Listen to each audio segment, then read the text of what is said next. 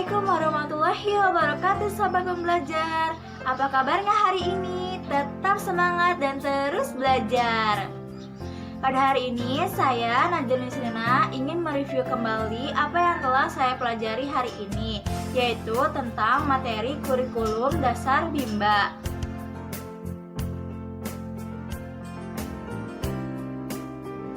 Sahabat pembelajar, kurikulum dasar Bimba adalah kurikulum yang mendasari seluruh kurikulum yang ada di Bimba HIPU-EO. Pada materi kurikulum dasar, kita akan mengetahui metode yang diterapkan pada Bimba HIPU-EO.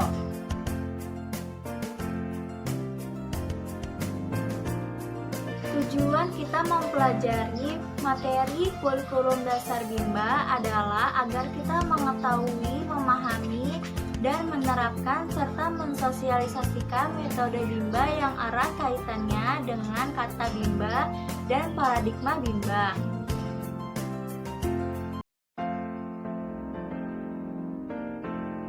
Dasar hukum dalam menerapkan metode Bimba adalah ketentuan yang dapat dipahami tujuannya yang menjadi landasan dalam menerapkan metode Bimba dan memiliki dampak apabila tidak dipahami dan diterapkan dengan benar.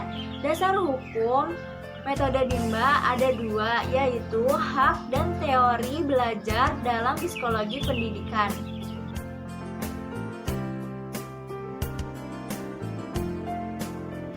Kenapa hak anak menjadi dasar hukum dalam menerapkan metode Bimba? Karena fitrah anak terlahir sebagai pembelajar.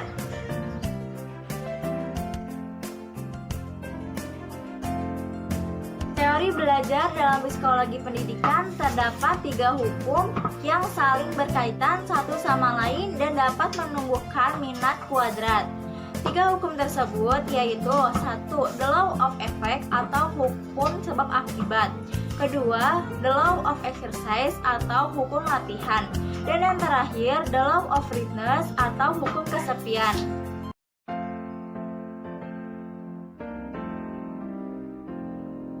Terdapat 3 metode utama dan 1 metode penunjang dalam Bimba, yaitu metode utama fun learning, small step system, dan individual system. Metode penunjangnya adalah variant skill.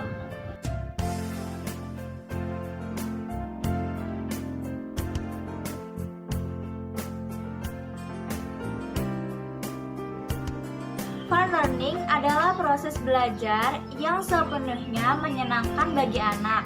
Proses belajar yang dilakukan dapat memberikan kesenangan, kenyamanan, dan kebahagiaan bagi anak.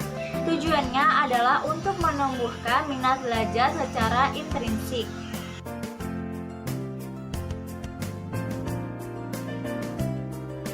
Small step system adalah proses belajar yang dilakukan secara bertahap.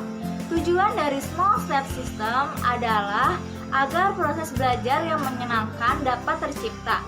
Semua anak senang, bahagia, dan menikmati kegiatannya, karena tidak akan mungkin menyenangkan apabila tidak bertahap.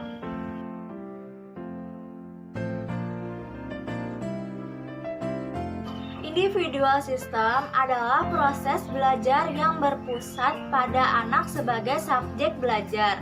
Tujuan dari individual system adalah agar proses belajar dapat dilakukan secara bertahap atau small step system, karena tidak mungkin bertahap jika proses belajarnya secara klasikal.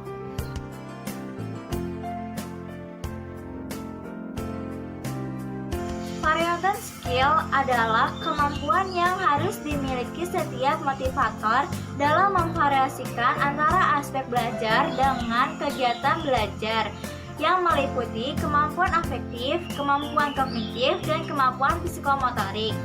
Tujuan dari variant skill adalah agar anak tidak merasa bosan, semakin tertarik, dan antusias untuk melakukan kegiatan bermain sambil belajar.